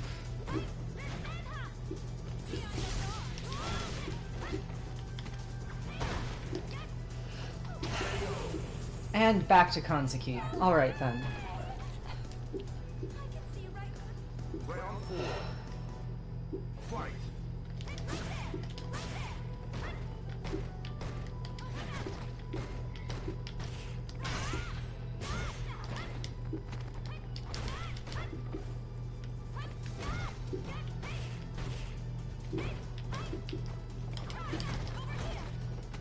With all my weaknesses, of course, but nonetheless.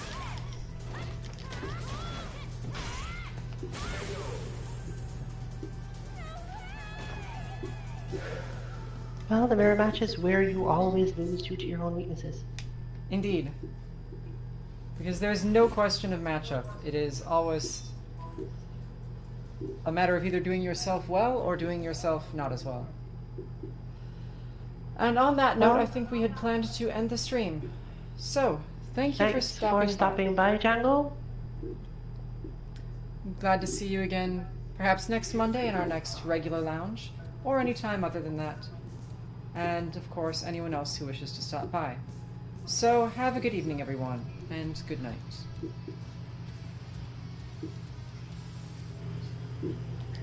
Well, we'll be closing.